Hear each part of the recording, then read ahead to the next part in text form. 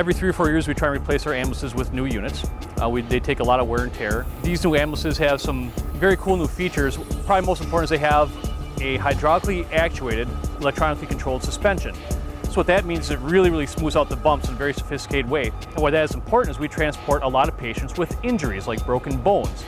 And the rougher the ride is, the more painful it is for those people. So having a new suspension system is really important to good patient care. One thing for our staff is they have enhanced safety features in the back of the truck. So we have a new seatbelt harness system that actually secures the paramedics when we're going down the road. In previous ambulances, the paramedics had sort of a lap belt or a simple shoulder belt. And if the ambulance were to suffer an impact, that paramedic would probably be thrown around injured. So these new ambulances have a very secure harness system to prevent injury for our paramedics.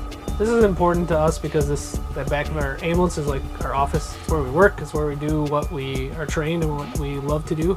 We try to keep all the compartments the same, things stored similar in the compartments, because when you're in an emergency situation and it's stressful, you want to be able to know where things are. Like trying to find something is the last thing on your mind. You want to be able to grab it and use it for the patient. So the biggest thing is probably having this power cot, which is a fully loaded power cot. You can essentially load and unload the patient with one button. You just hold one button down and it's rated up to a certain weight, and you can put the patient in and out very easily. It saves injuries, it saves stress on our backs, all our muscles and things.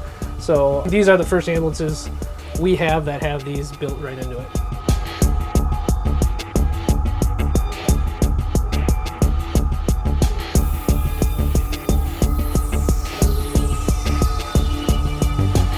So what happens is these will be what we call our frontline paramedics, so they're staffed 24/7 by crews of paramedics.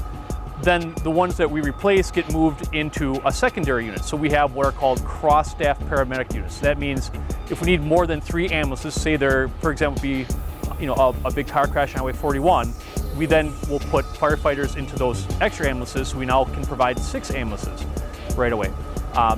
And then after that, the ambulances then become spare units that we might use at our big events such as EAA. Or as backups when these require service, then the spare ones would be used while these are having oil changes or new tires put on.